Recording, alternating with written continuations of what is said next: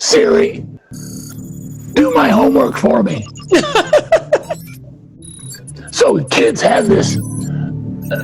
We have generations now, children, who are so used to being satisfied in, and science sometimes takes a lot of hard, repetitive work and thought and considered planning.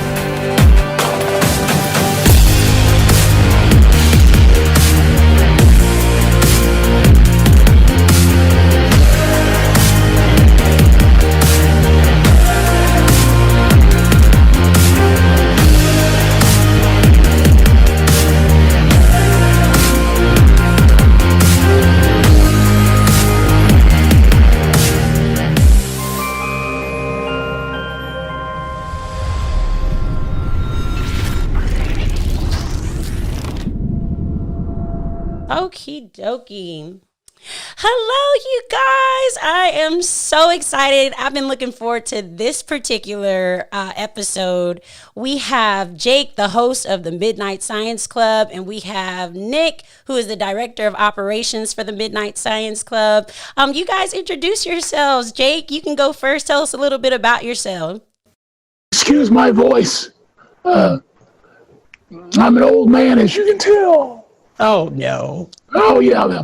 I started my first chemistry lectures in 1964. So I've been around a while. And I was a chemist, a physics professor, chief scientist at Discovery Channel and National Geographic Television.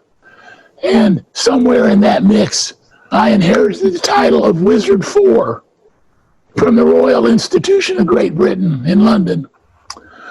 I wrote a show called Mythbusters for 13 years and have worked on 17 other network television science programs. And so now I'm working with a character named Nick. He's a trainee. He's a wizard in training. Introduce yourself. Hey, Candace. Hey, everybody. I'm Nick Householder. I am the, like Candace said, the director of operations at Midnight Science Club. My job is to, get Midnight Science Club together, make videos, put it out on the internet, and try to just make stuff that's fun, engaging, exciting, and try to build a community of curious minds who love the science stuff that we love. Jake and I have a little bit of a similar background. I also was involved in science television for a little while. I co-hosted a science show on the Science Channel for a couple of years. And also I get involved with designing and building large-scale science demonstrations. So I love making big things that go boom. And I think that combined passion that we have and everybody else on the Midnight Science Club team about making science that's fun and engaging is what carries through on everything that Midnight Science Club does. And I absolutely love that. That's why we wanted to invite you guys to have your own episode to go deeper into that engagement. I mean, you guys have perfected that engagement for the K through 12 audiences, and really even beyond the collegiate level, at the collegiate level, and adults. You know, all audiences can come and view you all science. I think I saw on your website, it's called Wizardly Science Demos. I love that. We can just come and see, enjoy, and learn. You know, that's so important. And that's what I would love to discuss today. We'll go through sort of what it is that you all do at the Midnight Science Club and your engagement and really trying to engage students in STEM. So why do you guys think it's important to introduce younger audiences to STEM education, Jake? Well, after decades of science, learning, research, and all around the planet, it has come to our collective knowledge that there are three critical times in a student's life relating to STEM learning: when they're in the 4th grade, the 8th grade, and the junior in high school.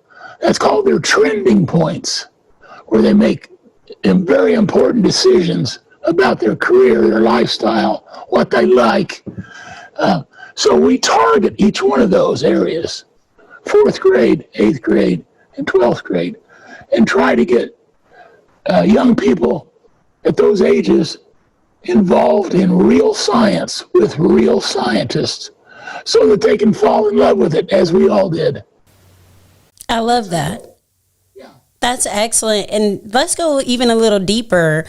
Can you tell us a little bit more about how specifically the Midnight Science Club does that? You can talk about each level individually or as a whole. Well, we have a group of scientists who are Nobel Prize winners as our advisory council. And one of the things we always ask them when they come on is, do you remember what you did as a child that got you interested in science? I mean, what did you do? How did you do it? It turns out that no living Nobel Prize winner in science studied science in elementary school, or even middle school for that matter. A few of them did. Most of them waited till high school. And I said, well, what did you do to get so smart? They did two things. They learned to play a musical instrument, and they learned a set of thinking skills that all scientists use around the planet. So we have identified those skills, and our goal is to introduce young people to those skills and let them master them. It's almost like we have a karate dojo where we practice those skills. But we practice science thinking skills so that it doesn't matter what field of science the kid goes into, if at all, because every scientist on the planet uses the same skills. And we practice those and become expert with those. And we don't necessarily study chemistry or physics, but we study the skills that all physicists and chemists use in their work. And we have a good time too. Yes, every time I watch one of your demos, I'm definitely having a great time. And I see Say that again, Jake. No, yeah, it has to put a smile on your face and in your heart and in your mind. All three have to be smiling, and then we know we've got it. You know you've got it. And I love that you're talking about these science skills because, you know, if you're wanting to, like you said, the goal, if we're wanting to grab the attention of these students and engage them, it's important that, yes, each science demo will be different, but having those same skills and repetitively showing them those skills where the students, they're having so much fun, they don't even realize that they're actively learning these skills. It's just becoming innate to them. It's just becoming something. You ever see the movie The Karate Kid? Yes. Yeah, wax on, wax off. Exactly. Paint the fence. That's what we do essentially. Yes. And then finally, the kids they can estimate things. They can predict. They can do research to keep good notes. They do all the skills, and they pick them up along the way, so that when they come to a class or a scientific career, man, they can just sit right down at the piano and start playing. Yes. I can imagine in this process, you guys encounter, a couple challenges. What would you say those barriers are in engaging young people in STEM? And then how do you all overcome those challenges? Well, there's one stinker that our children today suffer from a rare condition called hurry sickness. For generations, we've tried to make things faster, quicker. Just getting a cheeseburger at McDonald's, drive up, order here, pay here, pick up there, get that cheeseburger and get on out. Everything's fast. Get your computer faster, drive faster on the highway, overnight delivery, popcorn, shake it up. Everything's fast, fast, fast, fast. Instant results. And then you can always just do research on the computer. Siri, do my homework for me. So kids have this. We have generations now of children who are so used to being satisfied instantly. And science sometimes takes a lot of hard, repetitive work and thought and considered planning and problem solving. And young people go, I can't do that, it hurts. It hurts. They want me to sit down and think about it for more than 5 minutes. Oh, my head. I can't do it. That's problem number one. Mm-hmm. So we keep that in mind when we're designing these activities. We follow the hook, line, and thinker method. It's got to have a hook. So when a kid sees it, they go, oh my gosh, I got to do that right now. Oh, did you see that? I want to do that, I want to do that. That's the hook. And then we give them a little bit of line, which is an explanation of what it was. Not a lot, just a little bit. And then the thinker, hook, line, and thinker.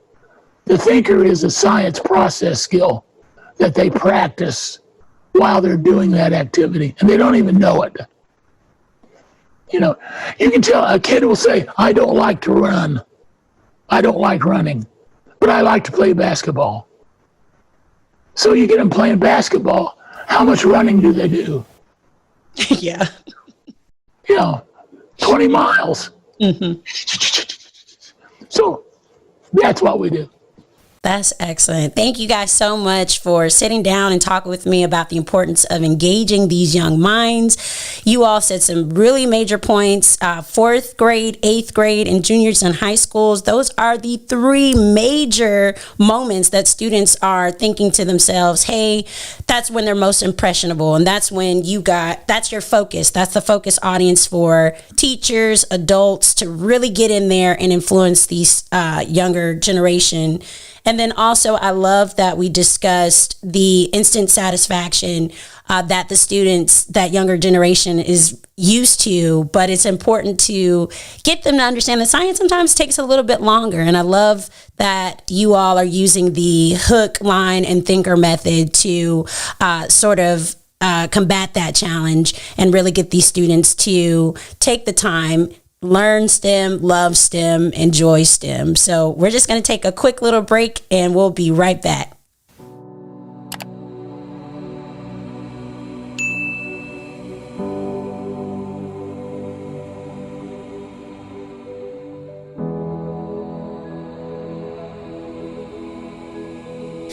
All right, guys, we're back. Thank you guys again so much for joining us. As we mentioned, you all have an audience of your K through 12 students. Now, is that for the U.S.? Is that international? Like, what does that look like for you all? It's just younger generations in general. Yeah, so mostly the Midnight Science Club is consumed by people in the United States. That's kind of our main demographic. We speak the same language. We know a lot of the pop culture stuff that's going on in the United States, but at the same time, international audiences will also really enjoy Midnight Science Club content. But we're kind of thinking about a U.S. audience, at least when we're making our content initially. But yeah, it's all ages. All countries can enjoy the stuff that we make. Especially, we try to make a certain series of science demonstrations that we call Midnight Science Snacks, little bite-size pieces of science demonstration, information kind of things. And we design those demos to be silent and just text-based. So you get to visually see the science demonstration happen with a little bit of supplemental text. And those science demonstrations specifically resonate with everybody. I think that's awesome. We're also, ACP is focused on the U.S. demographic as well. And, I'm always wanting to talk to other orgs and corporations about their opinion. What's your opinion on why students, how do students feel in general? How do you think students in the United States feel about STEM, and why do they feel that way? And Jake, you can answer that one. Well, we got to shorten that question. Just say that one more time, but sure. Yeah. So why do you think, how do students in the United States feel about STEM? Well, if they have a good teacher, they love it. If they don't have a good teacher, it's something to fear and have trepidations about. And that's the key. Right now in the United States, we lose 20% of our science teachers every year. And the average science teacher in the U.S. has about 3.5 years experience. Yet when you check the data, it suggests that a science teacher kind of becomes a master of their trade after about the 7th year. So the challenge right now is more in the hands of teachers than it is students, of finding the young science educators and keeping them in the field. Until we block up that hole, then we can address the student hole thing. But right now it's a mad hunt to find good science educators. And that's like the overwhelming factor, the overwhelming dynamic in science education in the country right now. I think that's an excellent point. And I'm sure all three of us have grown up and had the good science teacher or the bad science teacher. And you know the difference. Yeah, that's what I want to know. What do you think the difference is?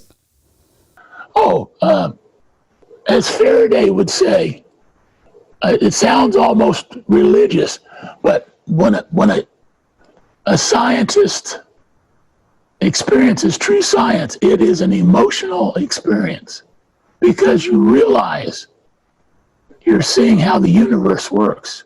And you say, oh, I'm sitting on the 50-yard line of a huge game. and I understand what's going on. And that is one of the best feelings in the world, is when you get to understand where you're at. You're understanding how the universe operates.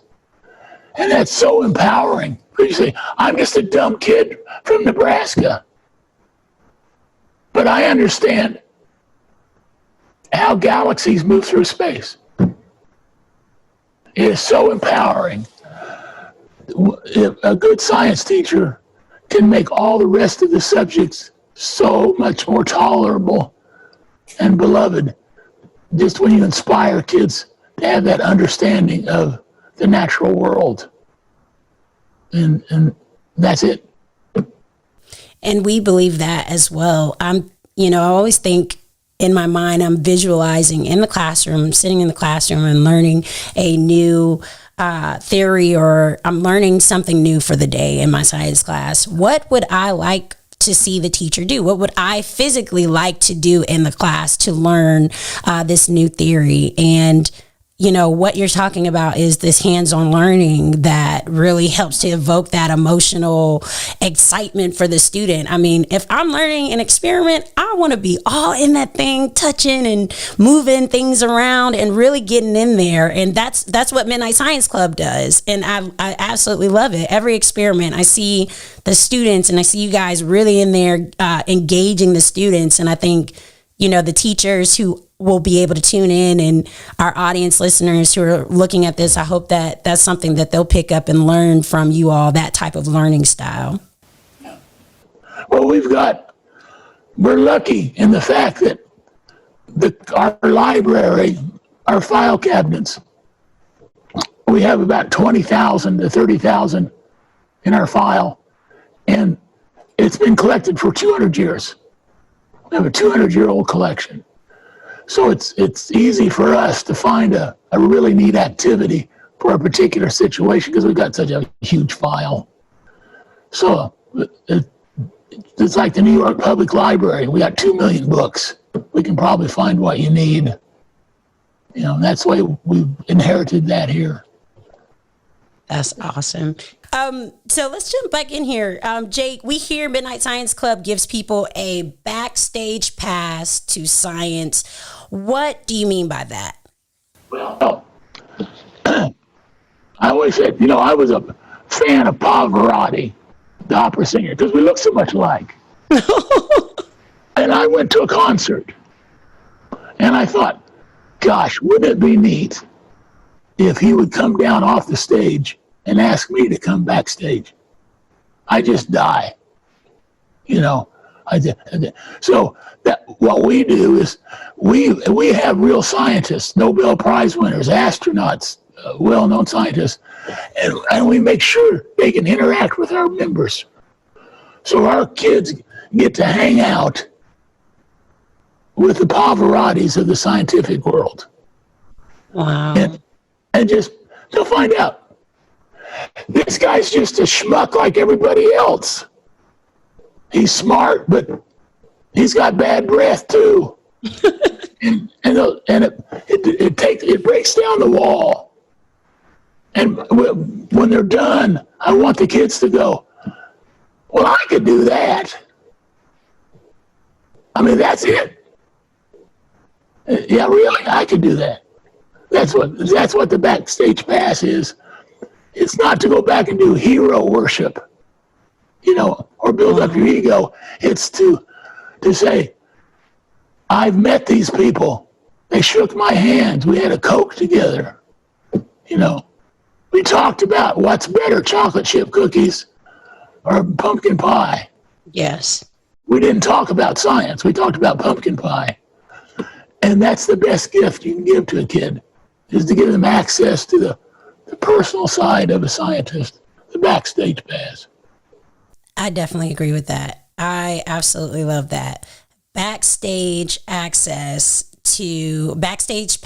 to science. Absolutely love it. We'll start. I'll probably say backstage pass to STEM with you guys. Well, but the idea is when you're on stage, you have to act a certain way because you're on. Mm-hmm.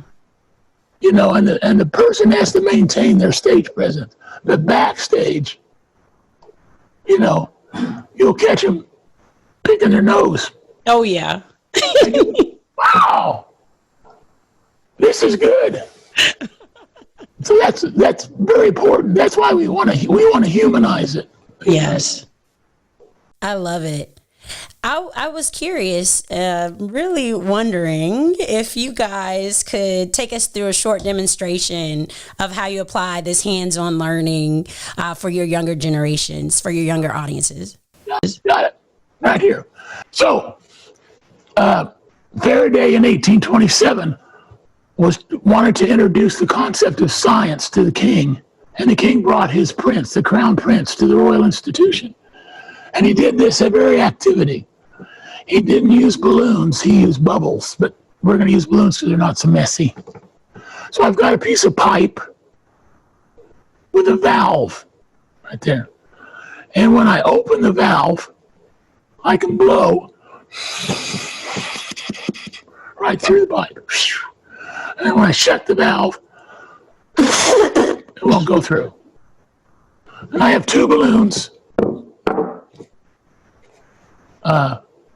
Same size, just different color, out of the same bag.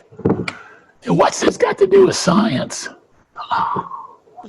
We'll find out. So I'm going to blow up one balloon.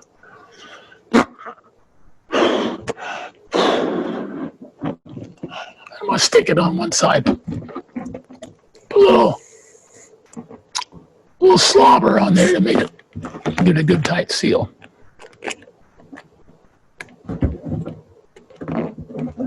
I have 5 university degrees. Went to school 11 years. And this is where I'm at now. Go figure.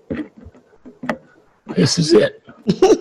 You're doing good, Jake. You're doing good. I know. I'm going to take same size balloon, put it on the other side. But I'm not going to blow it up as far.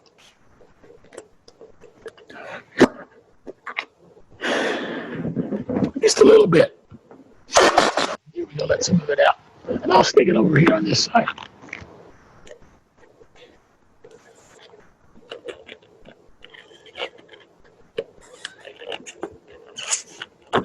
Okay.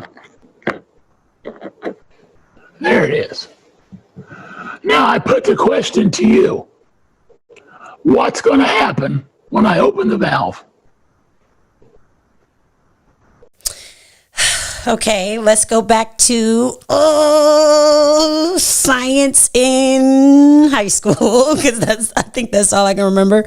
I think what's going to happen is the air from the red balloon is going to equalize in the air in the blue balloon, so they'll be the same size.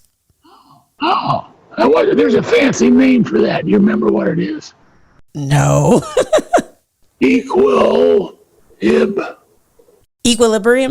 There you go. Oh, there we go. Woo, yeah. But see, a scientist, you have to have a beard to be a scientist, by the way. So you can go, oh. They have to think back for their predictions. And they go, let me see, the last time I blew up a balloon, when was the balloon pushing the hardest? Which of these two balloons is pushing the hardest? The red balloon. And scientists have to train themselves to think about that and think about that and think about that and think about it. Now, when you blow up a balloon, when is it the hardest to blow? Initially, mm-hmm. Yeah, you can feel it. Yeah. It really puts back. Which balloon's pushing the hardest? Pushing. Resisting. To the pipe. Oh, resisting. Well, I guess then the blue balloon. Resisting like the airflow or. See, what you're doing right now is pure science. Yes, I'm a scientist. It is pure science. You're trying to figure this out, and you're going, let's see now. Let's see now. Let's see now. And normal kids are going, the heck with that. Turn the valve open. Time. Get to it. Right. I see. Well, actually, this balloon's pushing harder because its bonds haven't been stretched and broken yet. So when I open the valve, look at that. Oh, wow. This one got smaller. It's like, duh. Duh. And you say, well, who cares, Jake? Well, when they land certain things on Mars, shipments, they coat the outside of the containers with bags of compressed air. So when they land on Mars, they'll go boom, bada boom, bada boom. They'll bounce around. And then they'll want to open valves to make the thing stand up straight, one way or another. So they have to know which way is that going to go when they open the valves. See? When they open the valve. And it's amazing how our children and old folks too, we're so used to those fast answers. I don't care. Just open it. I want to see it. We have to pause and consider. So that was a little bit of science, a scientific thinking, learning how to pause and consider and think back on your past experiences before you make a projection. Isn't that amazing? It's simple. And the neatest thing was you were not overwhelmed by this, but you were whelmed. You went, Yes. And you'll remember this the rest of your life. Yes, very much so. Remember this for the rest of your life. Yeah, okay. Wow. So we've got thousands and thousands of activities like this to engage kids' minds. And guess what? This is a control system. Yes. Right there. This is exactly what you folks do. This just happens to be one. Yes. But it gets the idea across of how important a scientific thinking set of skills is to control system. Yes. And as you mentioned, when these younger audiences, they watch this experiment and then you plug the term controls system in there, that'll stick with them, like you said, for the rest of their lives. Absolutely love it. This is awesome. And just this, like you said, this experiment shows what you were mentioning before, the science skills that you try to press upon the younger audiences and have them repeat in all of your experiments. And I was a product of that and I felt it. It was awesome. You felt it just for a second. Yeah, I did. I was like, all right, so let me start writing down my predictions. And I love it. This was awesome. You know, hands-on learning techniques inside the classroom. That is so important. We discussed what it looks like to be a good science teacher or a good teacher who teaches STEM, and that is one who is invoking the emotions through these hands-on learning experiments. Just like this control system with the balloons that we just demonstrated. Hopefully, again, our viewers will be able to watch this and be able to replicate some of these techniques so that they can really speak to their students as, again, you all do so well. We'll take another quick break and we'll jump back in just a moment. Okay.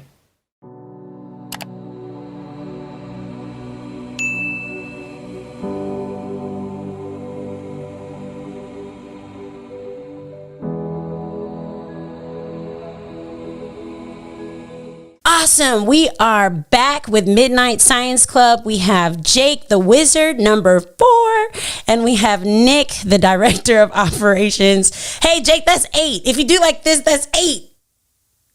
Oh, that's right. Oh, no. I'm just kidding. I've been with you for 4 years. A few accidents. I love it. And, you know, this entire episode has been for students, for educators, for our listeners. I really want to focus now really on our STEM champions. You guys are like, what is that? ACP, we coined the term of our STEM champions. That includes our teachers, the educational leaders, our parents, and really anybody else who is on fire for STEM who's not currently a student. And so I want to know, what advice can you guys give our STEM champions who are doing this virtual learning at home with their students? What advice can you give them when they're wanting to introduce STEM and engage with their students in STEM? Well, as that question gets asked us a lot, and it was asked Wizard number 2 back in 1941. Wizard's 2 next door neighbor was Albert Einstein, and they asked him, what do you do with your children to pass on your great intellect?